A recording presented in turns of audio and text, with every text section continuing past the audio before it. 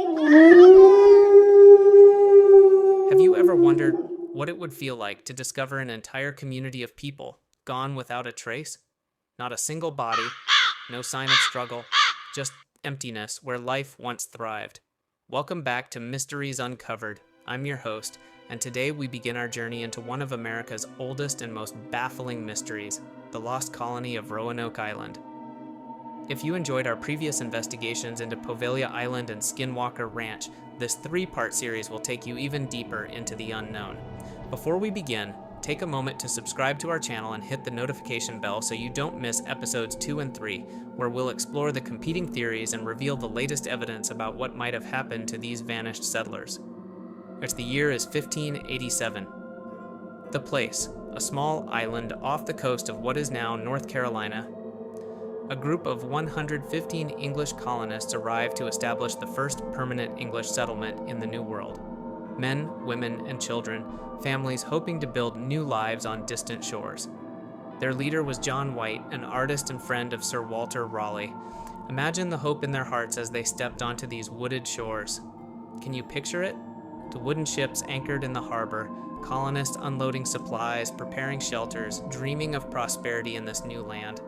But establishing a colony is never easy, and food supplies were dwindling. Tensions with local Native American tribes were growing, and the settlers needed more supplies from England to survive. John White had no choice. He had to return to England for provisions and reinforcements. His own daughter and granddaughter, the first English child born in America, Virginia Dare, were among those he left behind. He promised to return within 3 months, but history rarely follows our plans, does it? Just as White set sail for England, war erupted between England and Spain. Queen Elizabeth I commandeered all available ships to fight the Spanish Armada. White was trapped in England, unable to return to his family and his colony. For 3 long years, he fought desperately to secure passage back to Roanoke. Can you imagine his anguish? Lacking his daughter, his granddaughter, his friends, all waiting for supplies that never came. Finally, in 1590, 3 years after he left, John White returned to Roanoke Island. What he found, or rather, what he didn't find, would become one of history's most enduring mysteries. The colony was empty. It's completely abandoned. Every single settler, all 115 men, women, and children, had vanished without a trace. Their homes had been dismantled, not destroyed. It didn't appear that there had been a violent attack. The colonists had apparently left deliberately, taking their belongings with them. But where did they go, and why? White searched desperately for clues. And he found one. Carved into a wooden post at the entrance to the settlement was a single word, Croatoan. On another tree, he found the letters CRO carved into the bark. Before White had left, he and the colonists had agreed on a secret code. If they were forced to leave the settlement, they would carve their destination into a tree. And if they left under duress or attack, they would carve a cross alongside the name. There was no cross. And just this mysterious word, Croatoan. Croatoan was the name of a nearby island, now known as Hatteras Island, home to the friendly Croatoan tribe. Had the settlers moved there? White desperately wanted to sail to Croatoan to find out, but a massive storm was brewing, threatening to wreck his ships. His crew refused to stay any longer. They were low on supplies and feared being stranded themselves. Despite White's pleas, they set sail for England. John White never returned to America. He never learned what happened to his daughter, his granddaughter, or any of the colonists. And he died years later in England, his heart heavy with unanswered questions. And so began the enduring mystery of the lost colony of Roanoke, 115 souls who stepped off the pages of history, leaving behind nothing but that single, tantalizing clue. Croatoan. But what does it mean? Were they taken? Did they leave voluntarily? Did they integrate with Native American tribes? Were they killed by Spanish soldiers patrolling the coast? Or is there a more sinister explanation? What would make an entire settlement of people disappear so completely that 400 years of searching has failed to find definitive proof of their fate? The mystery of Roanoke has captivated historians, archaeologists, and amateur sleuths for centuries. Some believe they've solved it, but have they really? Let's examine the historical context of this disappearance. The late 16th century was a time of great uncertainty in the New World. European powers were competing for territory and resources. Native American tribes were grappling with these strange newcomers invading their lands. Disease, hunger, and conflict were constant threats. The Roanoke Colony was not the first attempt at settlement in the area. An earlier military expedition in 1585 had already created tension with local tribes. After those soldiers abandoned their post due to food shortages, Roanoke was meant to be a fresh start, a true colony with families and hopes for permanence. But consider this, the colonists arrived late in the growing season. They had limited farming experience. They were dependent on supplies from England and trade with Native Americans. When White left for England, did he already sense the precariousness of their situation? Think about the mindset of these settlers, ordinary people facing extraordinary circumstances. What would you do if supplies ran out? If friendly relations with neighboring tribes deteriorated? If Spanish ships were spotted off the coast? Historical records tell us that 1587 to 1590 saw one of the worst droughts in 800 years in the region. Tree ring studies confirm this devastating climate event. Without rain, crops would fail. Fresh water would become scarce. Survival would become increasingly difficult. Did starvation drive them to desperate measures? Were they forced to abandon their settlement and seek help elsewhere? And consider the word Croatoan again.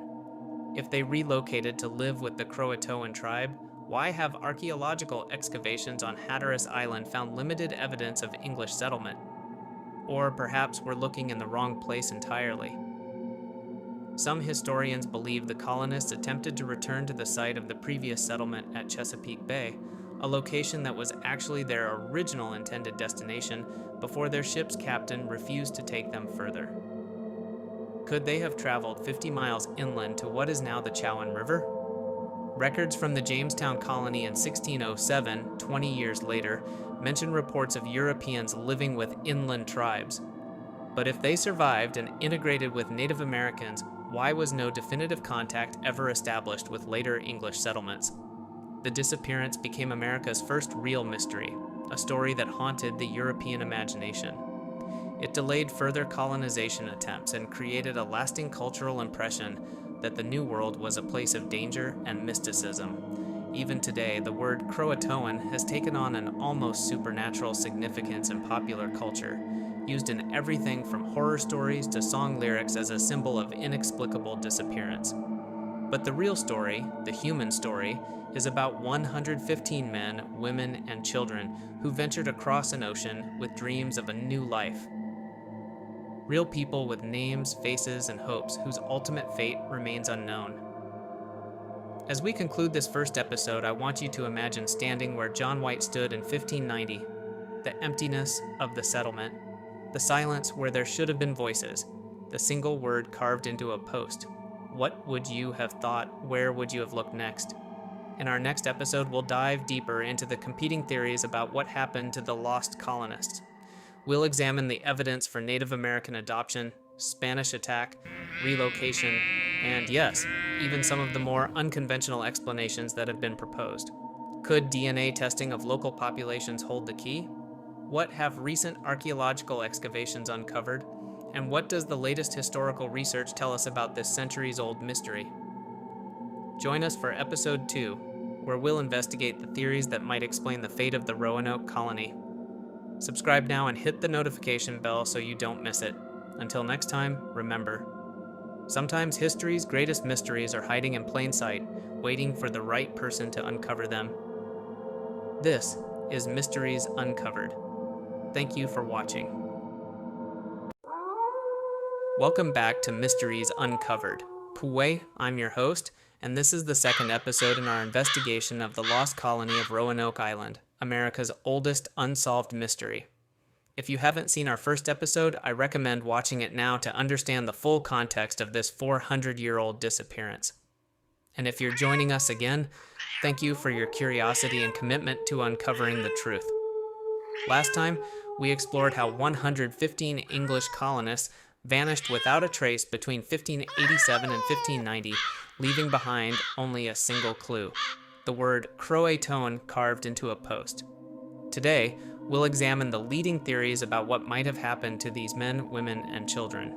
Remember to subscribe and hit that notification bell so you don't miss our final episode, where we'll reveal the latest evidence and what experts believe is the most likely explanation for this historical mystery.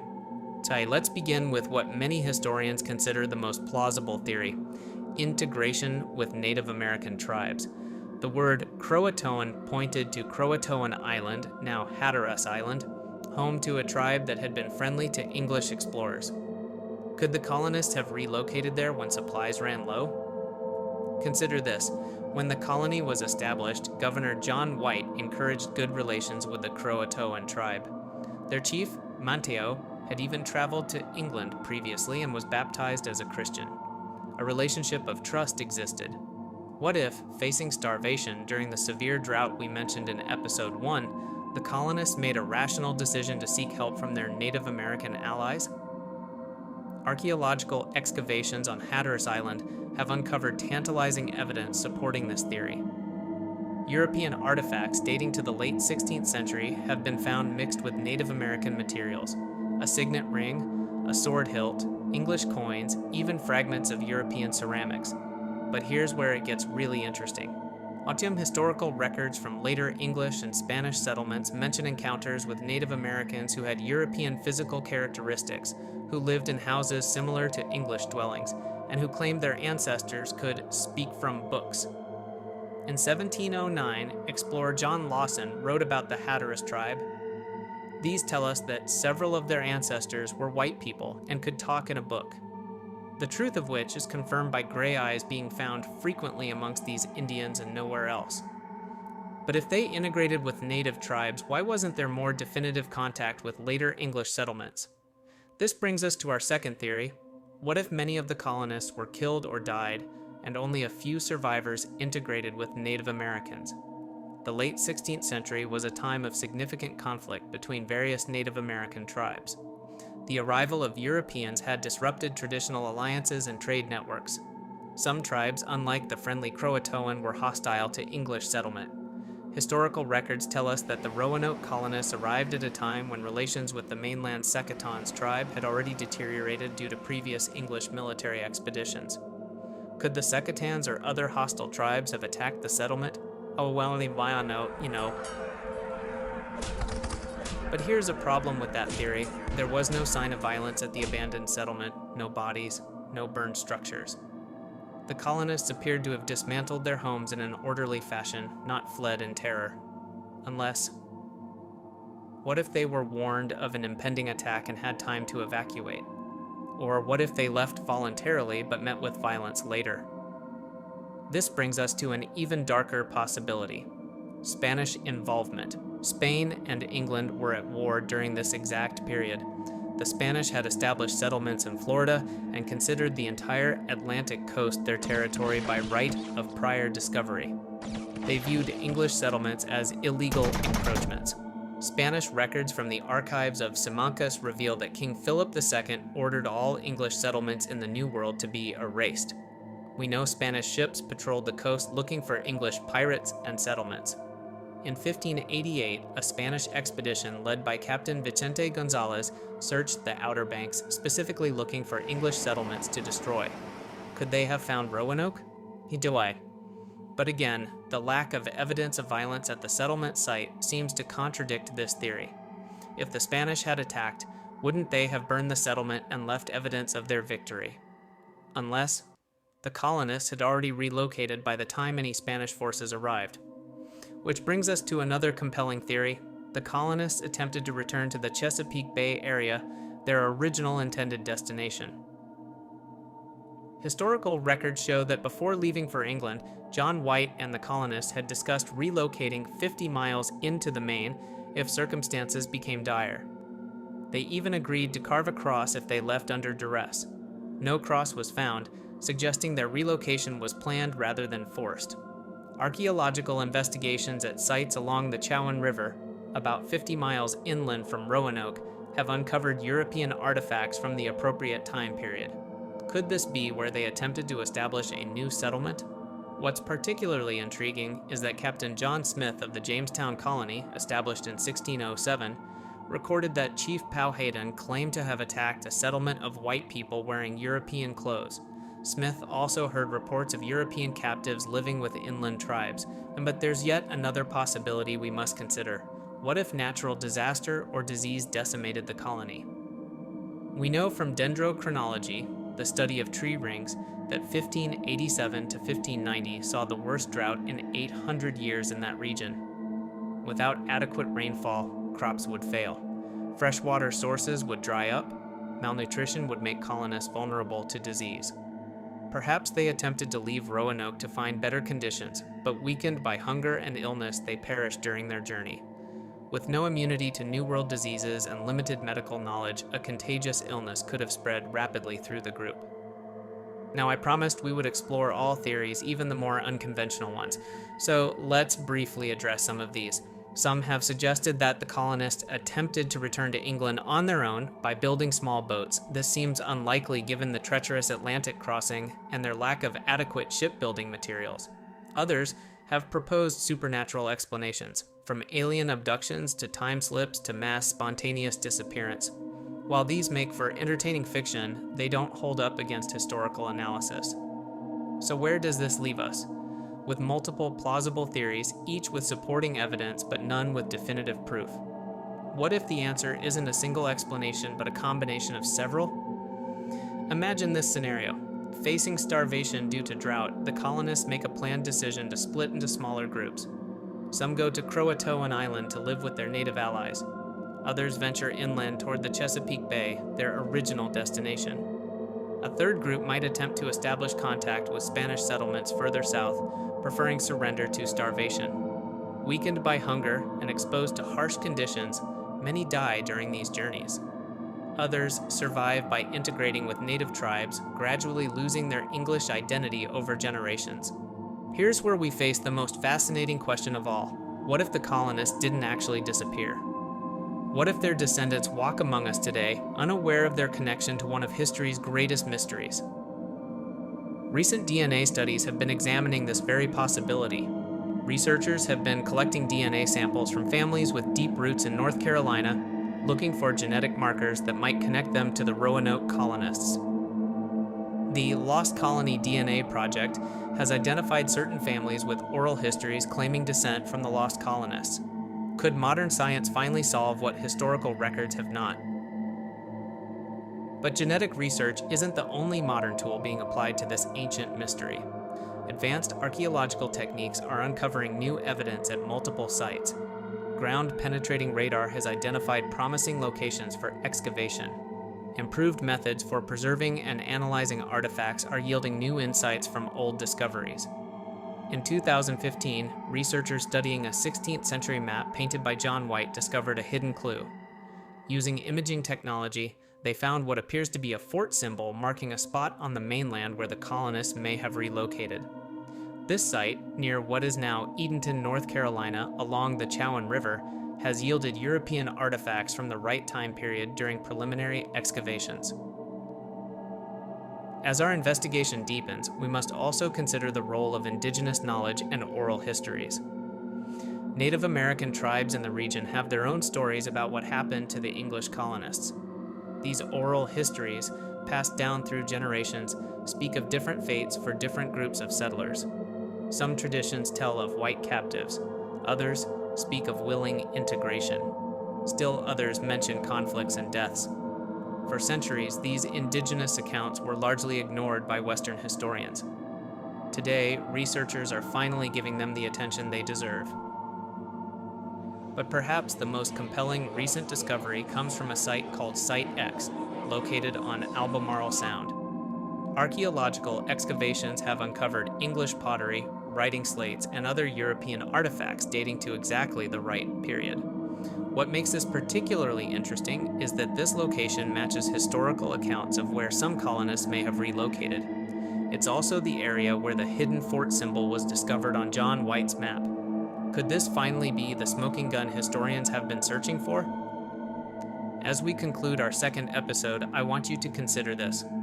What if we've been asking the wrong question all along? instead of asking, what happened to the lost colony?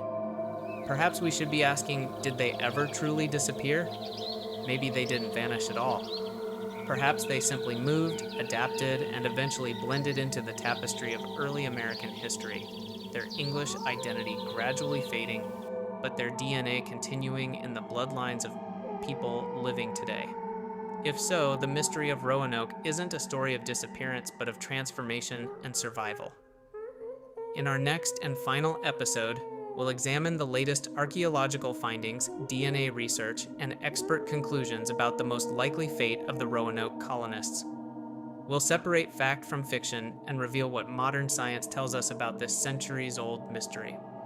Could the answer have been hiding in plain sight all along? Join me for the conclusion of our investigation. Don't forget to like this video, subscribe to Mysteries Uncovered, and hit the notification bell so you don't miss our revealing finale. This is Mysteries Uncovered. Thank you for watching. Welcome to the final episode of our Roanoke Island investigation. I'm your host, and today we'll piece together the latest evidence and expert insights to arrive at the most plausible explanation for America's oldest unsolved mystery. If you've been with us from the beginning, thank you for your dedication to uncovering the truth. If you're just joining us now, I encourage you to watch our first two episodes to fully understand this centuries-old enigma.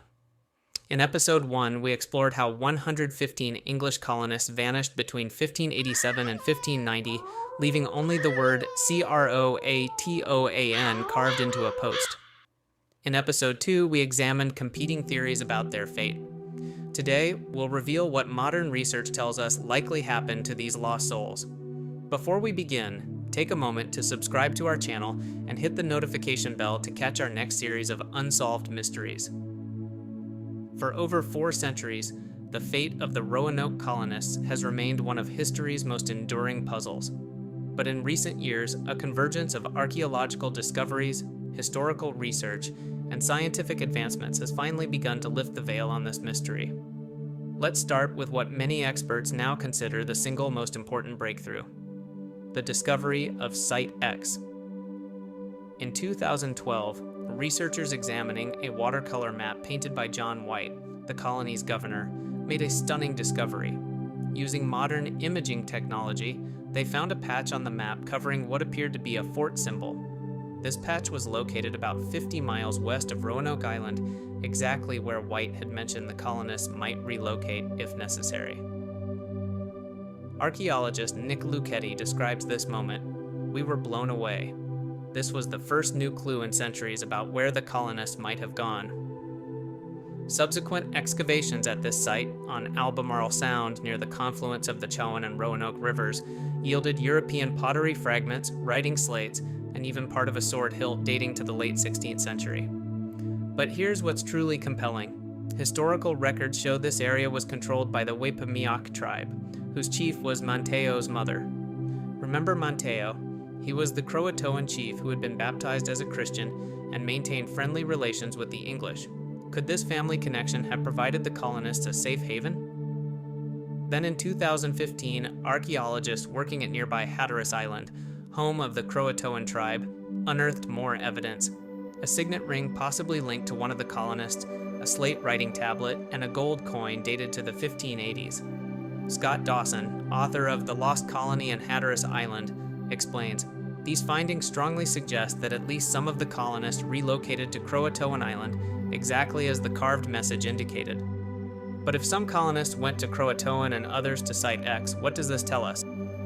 Dr. Arwen Bicknell, historian and author, puts it this way: "We're increasingly confident that the colonists didn't disappear as one large group. Instead, they likely split up, a common survival strategy when facing dire circumstances." This split colony theory aligns perfectly with both archaeological evidence and historical accounts. It explains why European artifacts have been found at multiple locations, and why later reports mentioned Europeans living with different native tribes. But the most convincing evidence comes from what happened in the years immediately following the colony's disappearance. When the Jamestown colony was established in 1607, just 17 years after Roanoke was found abandoned, Captain John Smith recorded something fascinating. The powerful chief Powhatan told him that he had attacked and killed a settlement of Europeans wearing English clothes. Smith also heard rumors of European captives living with inland tribes. The timing and location match perfectly with where we now believe some Roanoke colonists may have relocated. Even more telling, when English settlers finally established a permanent colony in the Albemarle region in the 1650s, they encountered Native Americans who could already speak English and practiced Christianity. But perhaps the most compelling modern evidence comes from genetic research. The Lost Colony DNA Project has been collecting DNA samples from families with deep roots in eastern North Carolina. Their preliminary findings suggest that certain families carry genetic markers consistent with Elizabethan English ancestry, mixed with Native American DNA families with surnames like Berry, Payne, and Locklear, who have lived in the region since before official English settlement, show these unique genetic signatures. Their oral histories often include claims of descent from the lost colonists. Ostowie Roberta Estes, founder of the DNA Project, cautions, "We're still in the early stages of this research, but the genetic evidence is consistent with the theory that some colonists survived by integrating with native tribes." So what does all this evidence tell us? We can now piece together what most experts believe is the most likely scenario. Facing starvation during the severe drought of 1587 to 1590, the colonists made a planned, not panicked, decision to split up and relocate. One group, following their agreement with Governor White, carved Croatoan to indicate they were heading to Hatteras Island to live with their allies. This explains the European artifacts found there and the later accounts of Native Americans with European features. Another group headed inland toward the Chowan River area, Site X, possibly seeking better agricultural conditions or to be closer to their originally intended destination in the Chesapeake Bay. This explains the artifacts found there, and potentially the settlers Powhatan later claimed to have attacked. A third, smaller group may have attempted to establish contact with Spanish settlements to the south, preferring potential capture to certain starvation. Dr. Malcolm Gaskell, historian and author of Between Two Worlds, suggests the colonists were not passive victims waiting to be rescued. They were resourceful people who would have taken action to survive. Over time, those who integrated with native tribes would have gradually lost their distinct English identity. Their children and grandchildren would have been primarily Native American in culture, even if they retained some European physical characteristics and fragments of English knowledge. By the time permanent English settlements were established decades later, the original colonists would have been dead, but their descendants, now primarily identifying as Native American, lived on. The mystery of Roanoke isn't so much a story of disappearance, but of cultural transformation and survival. But if this explanation is correct, why did it take so long to piece together? Part of the answer lies in our historical perspective. For centuries, European and American historians viewed the colonists' fate through a limited lens. Either they all survived intact as Europeans, or they all perished. The possibility of cultural integration was largely ignored. Colonial and early American reports of white Indians were often dismissed as tall tales or misidentifications. Indigenous oral histories were overlooked or disbelieved. But when we step back and consider the human reality of the situation, the integration theory makes perfect sense. People facing death will do whatever is necessary to survive. Cultural identity becomes secondary to survival. And the colonists weren't entirely unprepared for this possibility. John White had encouraged friendly relations with certain native tribes. The colonists had learned some native languages and survival skills. Cultural exchange was already happening. Dr. David LaVere, professor of Native American history, notes, "The line between English and Indian wasn't as sharp in the 16th century as we might imagine today. The colonists needed native knowledge to survive, and some native groups were interested in European technology and beliefs." So why didn't White find his colonists when he returned in 1590? The timing provides a crucial clue. By then, the colonists had been on their own for 3 years of severe drought and uncertainty. They'd likely already split up and relocated months or years earlier. Some were now living as integrated members of native communities. Others may have moved far inland. And yes, many probably died from disease, malnutrition, or conflict. White's brief search of Roanoke Island and his inability to reach Croatoan due to a storm meant he never had a chance to find those who survived. But there's one final piece to this puzzle, a human element that's easy to overlook.